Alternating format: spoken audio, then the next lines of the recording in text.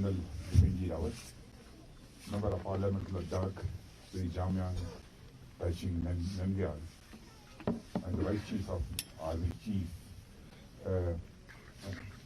Lieutenant General Shipi Mohanty, Lieutenant General Y.K. Joshi, Army Commander Northern Command, Air Marshal Amit Dev, Air Officer Commanding in Chief, Western Air Commander, Lieutenant General R.P. Kalia, Colonel of the Regiment Kumayu and Naga Regiment, Lieutenant General P.G.K. Menon, Corps Commander 34 Corps, Sri Tashi Gyalson, Chief of Executive Council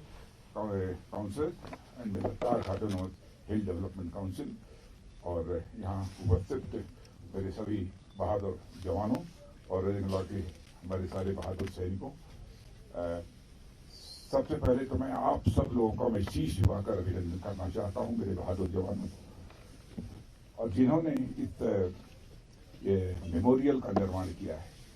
मैं लंबा भाषण करने के लिए यहाँ पर खबर नहीं हुआ हूँ। मैं जून के महीने में लेह में आया था। उसी समय जब इस मेमोरियल के बारे में मुझे जानकारी मिली थी, वहां पर कुछ निर्माण होना चाहिए, भव्य निर्माण होना चाहिए। उसी समय मैंने अपनी इच्छा व्यक्त की थी और मैंने कहा था इसका निर्माण प्रारंभ किया जाना चाहिए, धन की कोई कमी नहीं आने पाएगी आगे। लेफ्टिनेंट गवर्नर लेह लद्दाख ने भी इसमें कुछ मदद की है, हमारी आर्मी की तरफ से, हमारे चीफ ऑफ डिफेंस स्टाफ और हमारे ये जनरल वाई.के. जोशी और P.G.K. मेनन, सारे लोगों ने इसमें पूरी तरह से मदद की है और जाकर यह भव्य यहाँ पर मेमोरियल यह तैयार हुआ है। सचमुच आज जो कुछ भी मैंने अपनी आंखों से यहाँ देखा है, मेरी आंखें भर आई हैं।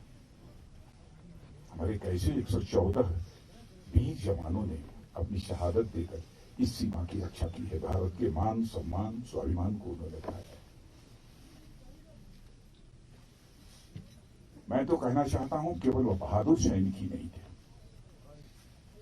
बल्कि वह एक आध्यात्मिक पुरुष थे। मैं जानता हूं कि बहुत लोगों को आश्चर्य होगा, शहादत देने वालों को आप आध्यात्मिक पुरुष, स्पिरिचुअल मैन के रूप में कैसे आप परिभाषित कर रहे हैं। इसलिए करना चाहता हूं, शहादत देश के लिए वही दे सकता है जिसका मन बड़ा होगा। छोटे मन का व्यक्ति कभी शहादत नहीं दे सकता है और जिसका मन छोटा होता है वो कभी आध्यात्मिक नहीं हो सकता है। जिसका मन बड़ा होता है वही आध्यात्मिक हो सकता है। इसीलिए मैं कहना चाहता हूं, जिन बहादुर सैनिकों ने अपनी शहादत दी है वो बहादुर तो हैं ही, देश पर अपनी जान न्यौछावर करने वाले तो हैं ही, और साथ ही साथ वो आध्यात्मिक पुरुष हैं। किसी ऋषि और मुनि से हमारे लिए वो कम नहीं है। मैं उनकी स्मृति को एक बार मैं शीश झुकाकर अपनी तरफ से पुनः मैं नमन करना चाहता हूं।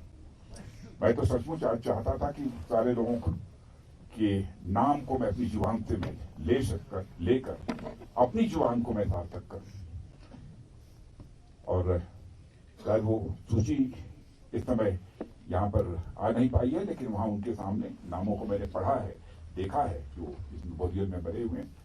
और 114 लोगों ने 1200 से अधिक चीनी जवानों को मार गिराने में कामयाबी हासिल की। यह कोई छोटी शहादत नहीं है। और मैं ये कहना चाहता हूं, मैं केवल इस साल नहीं आया हूं, जब तक भारत का रक्षा मंत्री रहूंगा तब तक मैं आता रहूंगा यहाँ पर अपनी श्रद्धांजलि अर्पित करने के लिए। सचमुच श्रद्धांजलि करने वाला तो स्वयं अपने को धन्य महसूस करेगा। और मेरा विश्वास, मेरा हौसला और अधिक बढ़ा है। दुनिया की कोई ताकत भारत की तरफ आंख उठाकर भी देखेगी तो उसका मुंहतोड़ जवाब देने की कुव्वत यदि किसी के अंदर है तो हम भारतवासियों के अंदर है। हमें अपने सेना के जवानों पर फक्र है, अपने सेना के जवानों पर पूरा भरोसा है।